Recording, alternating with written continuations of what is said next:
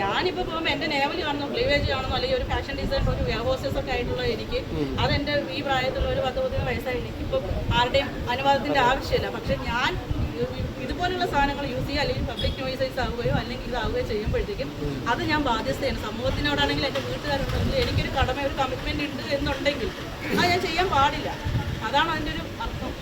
ഇപ്പം അല്ലാതെ ഇപ്പം എന്നാ ചോദിക്കുമ്പോൾ എന്നാൽ പിന്നെ നീ സാരി എടുക്കുമ്പോൾ നിൻ്റെ വയറിൻ്റെ സൈഡ് കാണുന്നു, അത് വീട്ടുകാർ ചോദിക്കുക. അത് വീട്ടുകാർ ചോദിക്കേണ്ട ആവശ്യമില്ല. ഞാൻ 18 വയസ്സുള്ള ഒരു കുട്ടിയല്ല, ഞാൻ 2 പ്രാവശ്യം പ്രായപൂർത്തി ആവാൾ പ്രായമായിട്ട് വരുന്നത്.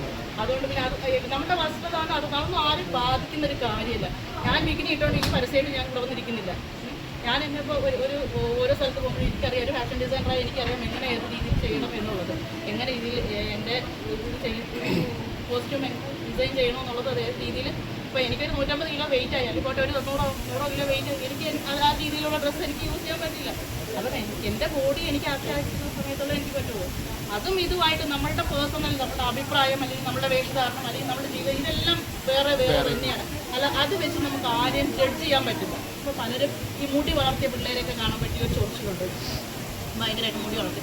പക്ഷെ പല സമയത്ത് ഞാൻ ഈ പബ്ലിക്കായിട്ടോ അല്ലെങ്കിൽ ഒക്കെ അവരോട് സംസാരിക്കുമ്പോൾ എനിക്ക് തോന്നിയിട്ട് അവർക്ക് ഭയങ്കര നിഷ്കളങ്കരായിട്ടുള്ള കുട്ടികളാണ്. അപ്പോൾ നമുക്ക് പേഴ്സണൽ അവരുടെ ഇപ്പോൾ നമ്മളൊരാളെ ഡയറക്റ്റ് ഇപ്പോൾ ഒരാൾ നേരത്തെ കാണുന്നത് വെച്ചിട്ട് അവരുടെ ഒരു അപ്പിയറൻസ് വെച്ചിട്ട് നമുക്ക് ആര് പണ്ട് നമ്മൾ പറയുന്നത് വേഷവിധാനം കണ്ടിട്ടാണ് ഒരാൾ നമ്മൾ ജഡ്ജ് ചെയ്യുന്നത്, നമ്മൾ വിലയിരുത്തുന്നത്. പക്ഷേ ഇന്നിപ്പോൾ അങ്ങനെയല്ല. ഇപ്പം ഓരോ വ്യക്തികളും മറ്റുള്ളവരുടെ മുമ്പിൽ ഫേക്ക് പ്രൊഫൈൽ കാണിച്ചിട്ട് ശരിക്കുമുള്ളത് ഒരുപാട് പേര് എനിക്ക് ഡയറക്റ്റ് അറിയാം.